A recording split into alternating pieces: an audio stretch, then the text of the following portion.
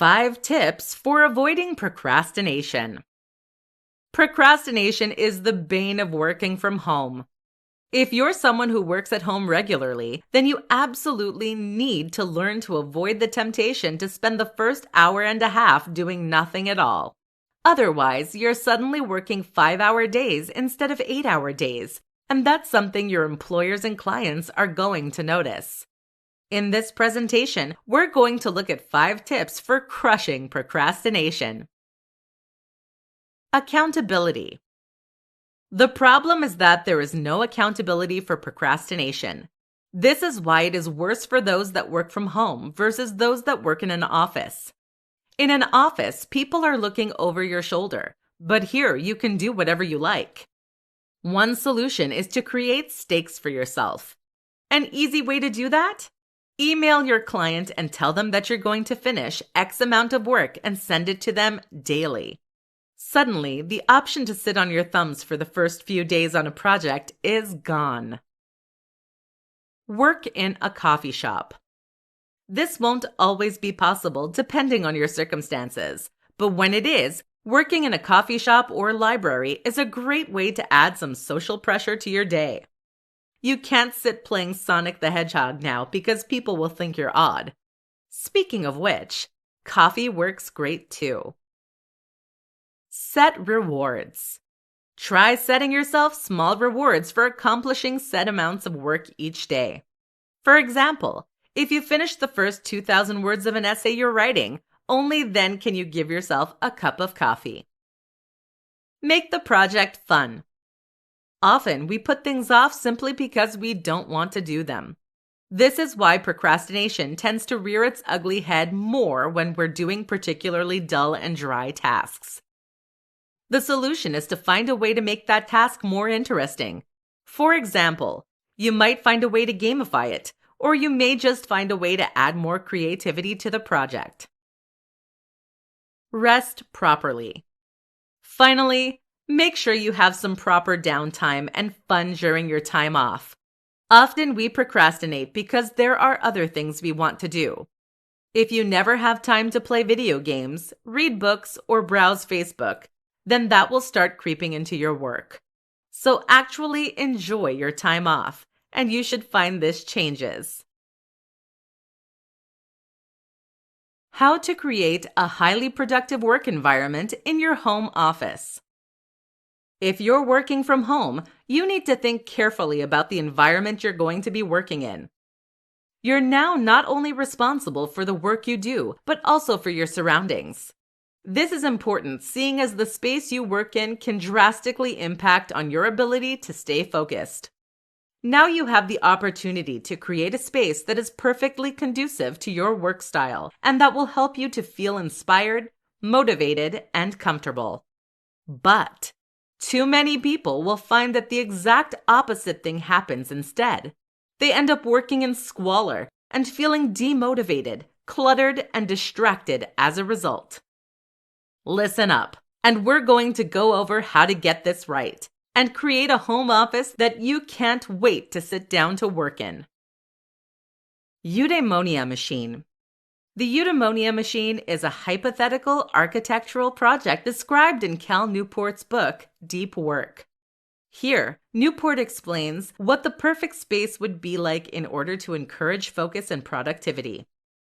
One of the key features of this space was a gallery of sorts including inspiring works and figures. Let's say that you're a writer then. This space might include a typewriter owned by a famous writer, a lot of impressive-looking books, or a quote from Shakespeare on a plaque.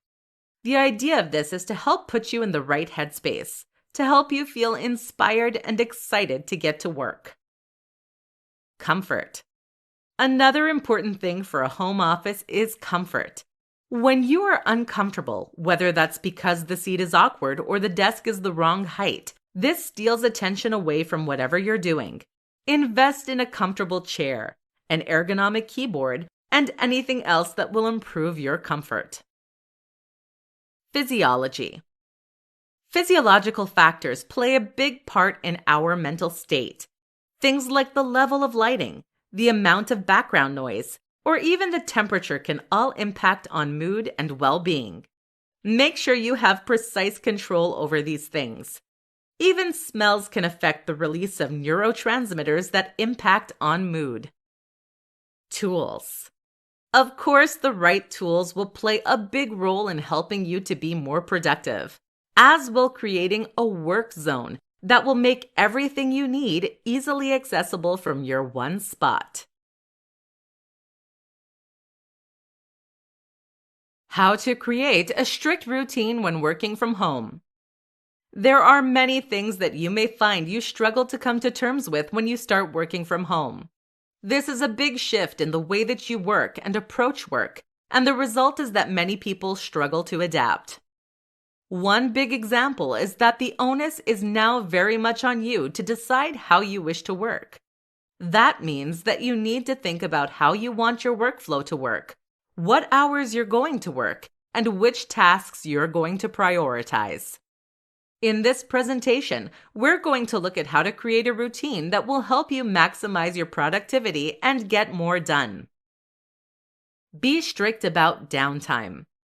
The first tip that many people don't recognize is that it is just as important to be strict about downtime as it is to be strict about your actual work. That's critical because it is during your downtime that you're going to recharge for the day ahead. If you allow your work to creep into the rest of your day, then you're going to find that you end up failing to recharge your batteries properly. Thus, when you do start working, you will find that you have less energy and your mind is other places. Enjoy flexibility. With that said, it is entirely up to you how and when you work, depending on the nature of your work. In other words, if you're someone who works best in the mornings, then there's no longer anything stopping you from working from 6 a.m. to 2 p.m. Alternatively, you can work an extra 1.5 hours every day and then take Fridays off. See what works best for you. Create accountability. Something else to consider is whether you have the ability to force yourself to be productive or whether you need an external form of accountability to make sure that you stay on course. Rather than create false stakes, setting punishments for yourself, etc., you can achieve this simply by changing the way you work with your boss or clients. For example, tell them that you will send in your work every single day. Suddenly, you have no option to procrastinate or to work slowly because they expect to see something at the end of every single working day. This can add a lot of discipline to your work process. How to deal with loneliness and social isolation when you work from home. If you have made the decision to work from home, then there is a good chance that you're someone who considers themselves to be an introvert. As such, you are probably more than happy to shut yourself away and to work on things you find rewarding. But even for an introvert, this can sometimes become a little lonely and isolating. And meanwhile, if you're an extrovert who has been forced to work from home through no choice of their own, it can be excruciating. In this presentation, we'll look how to deal with the loneliness and social isolation that comes with working from home. Find other ways to socialize. The first and most important way to ensure you don't go mad working from home is to try to find other ways to get your stimulation and engagement. For instance, if you're stuck at home with your family, you can take lunch with them in order to make the isolation a little more bearable. In fact, this is a huge upgrade. Instead of being forced to work alongside people you don't really know all that well, you are now spending time with people you actually love. You can also get on a video call with a friend or coworker using Zoom or Skype. For group video calls, a great app you could use is called House Party, which is available for iOS and Android devices. Work together on projects. If you're self-employed, then finding ways to work with others, especially friends, can make a big difference. Collaborating on a project with someone you get on well with is extremely rewarding, and it's a fantastic way to strengthen your friendship. Go out. Again, this isn't always possible, but where you can, why not go outside and work? Working from home doesn't have to mean working from home in the literal sense. All it really means is working not at the office.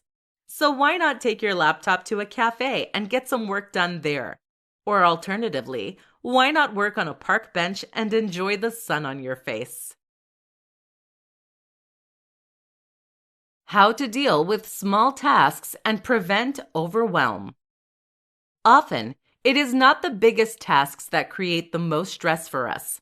Big tasks loom over us, but they are simple and easy to understand. Instead, then, it is the smaller tasks that typically leave us stressed and overwhelmed. More specifically, it is when lots of small tasks build up that we can often find ourselves feeling snowed under and unsure of where to start. General advice is to tackle the biggest and most ugly project first in a working day. This is referred to as eating the frog.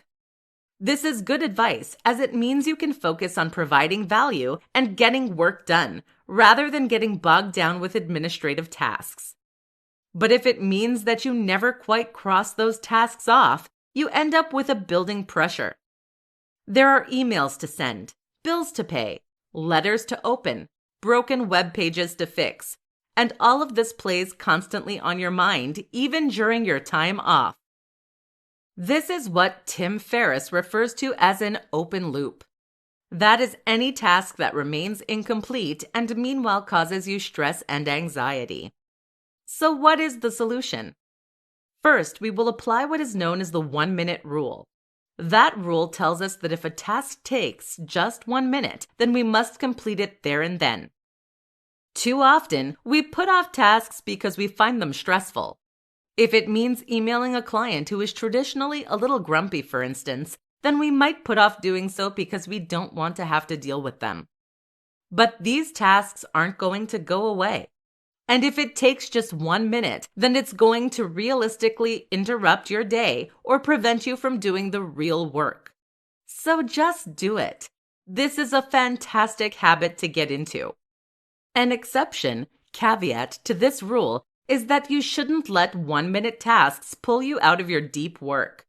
Switching between tasks takes a lot of mental energy, meaning that productivity is always lost. The solution? Simply shut off notifications and other distractions to make sure that you will not even know about the task until you unplug. Finally, any tasks that take longer than 1 minute should be added to a to-do list. You can then set aside a designated time to work through these every day. How to enter and stay in a flow state when working from home. Have you ever been working on a project when suddenly you find yourself falling into a perfect rhythm? After facing serious procrastination and resistance, all of that seems to fall away, and you find yourself in a perfect state of focus.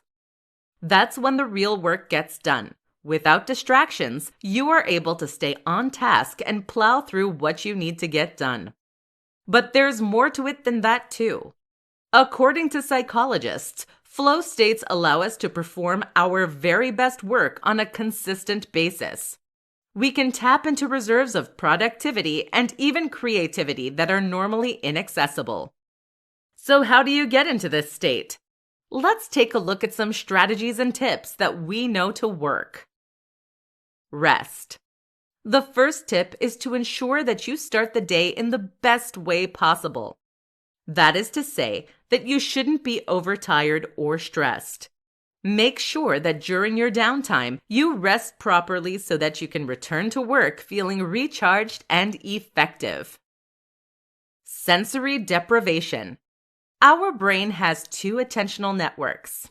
There is one that is responsible for our internally directed attention, what we choose to focus on, and one that is dictated by external cues that grab and hold our attention. In order to stay on task, then, you need to block out these things that would normally try to pull you away from work. That means a level of sensory deprivation, which you can often accomplish by listening to music or white noise on headphones. Using a large monitor can also help, as this will take up more of your field of view. Inspiration. What many people don't realize is that their productivity is determined more so by their emotion than by logic. In other words, you will find it easiest to be productive when you actually feel interested in and excited by the work that you're required to do. A great tip is to look at examples of the kind of work you intend to do in order to see how it looks best. Just start. Finally, a last tip is to simply start doing whatever it is you need to do. Don't worry if you don't feel inspiration right away, or if you find yourself resisting your need to work. Just plow through and keep going, and eventually you'll fall into a groove. The perfect morning routine for a productive working day. What you do first thing in the morning will set the mood for the entire day to follow. If you have a strong, productive start to your day, then you're going to find it much easier to dive straight into work and get lots done. But if you allow procrastination to creep in at this early point, or if you engage in unhealthy habits, then you're going to find it's much harder to get work done. And this becomes doubly important if you're working from home. With no commute, you have every opportunity to take things slow and to forget about things like grooming. This makes a huge difference to your headspace going forward and seriously limits how productive you're likely to be as the day progresses. This is why the most productive and successful people in the world all have morning routines. In this presentation, we'll discuss some tips to help you create yours. Be realistic. The first and most important step is to make sure that any morning routine you devise is realistic. What that means is that you shouldn't try to come up with something that is extremely elaborate or lengthy, and certainly not to start with. If you've never been able to get up before 7 a.m., then what is the point in including that as part of your morning routine? If you have never stuck at meditation, then why claim you're going to do 30 minutes every morning? It is far better to have a simpler morning routine relying on a few rules, but that you will actually stick to. Use apps. There are plenty of apps out there, such as habit tracking apps, that are designed to help you stick to your goals and plans. Try using a few to see if they can help. Some key things to try. With all that said, here are some popular options to include in your morning routine. Exercise. This helps wake you up and encourages good habits. Meditation. Even 5 minutes will let you take control of your day. Minimal screen time. Many people believe they shouldn't look at any electronic devices for at least the first hour after waking up. Time outdoors. Spending some time outside will help set your body clock. To-dos. Writing a to-do list first thing is a great way to stay on top of things you need to accomplish. Try incorporating any of these that resonate with you and see how it changes your productivity during the day that follows. The top tools and apps for getting more work done from home. Working from home is a mixed blessing. On the one hand, you'll now have the freedom to work from the comfort of your own four walls. You can drink as much coffee as you like, and you don't have a commute. But on the flip side, you're surrounded by distractions. You can't easily speak to your colleagues, and you need to manage your time entirely by yourself. That's where the top apps and gadgets can come in handy for helping you to do more. Let's talk about some of the best. Asana. For managing big projects with a team of collaborators, tools like Basecamp and Asana are invaluable. Asana will let you create new tasks, assign people, and share updates with collaborators. You can add attachments too, and there are apps available for all major platforms. Slack. Slack is essentially WhatsApp for teams. Sending an email to ask small questions is time-consuming and certainly not optimal.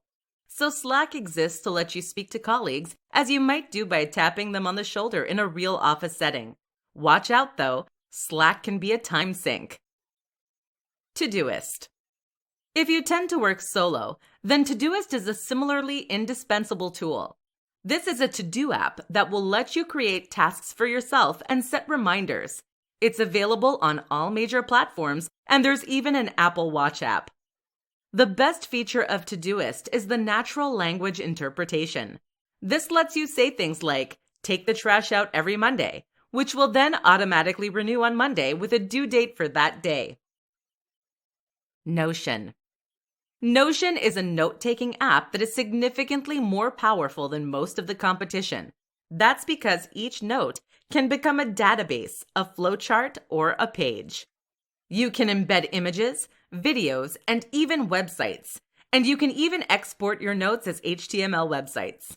The whole tool is far more like a content management system in terms of what it can do, and many people refer to it as their second brain. Freedom. For those who struggle not to get distracted by the web without a boss breathing over their shoulder, Freedom is an app that lets you block specific apps and web pages. That means you can't access Facebook during work hours, which can instantly quadruple your work output.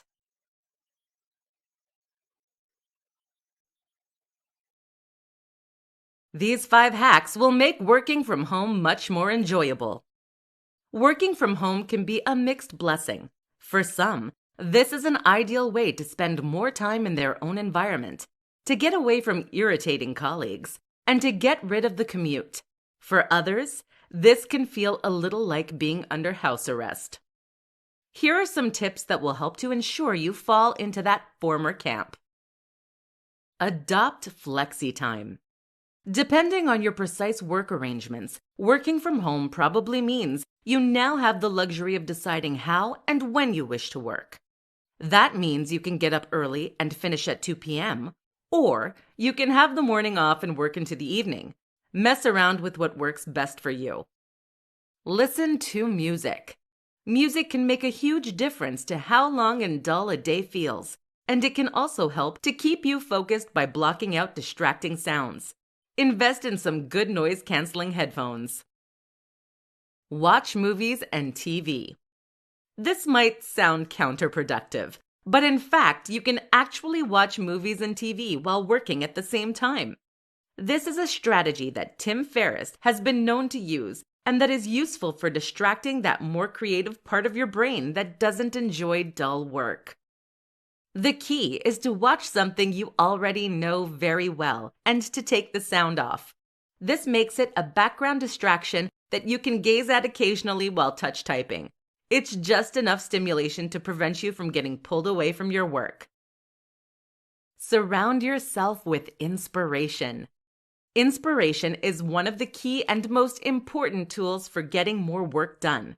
If you can bring yourself to feel inspired by the work you're doing, then it won't be a struggle to get yourself to start it and see it through.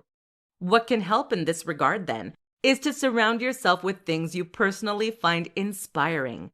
That might mean examples of great works in your field, or just images of the people who inspire you. Spend time with others. With your office time gone, you might find yourself going a bit mad from the social isolation.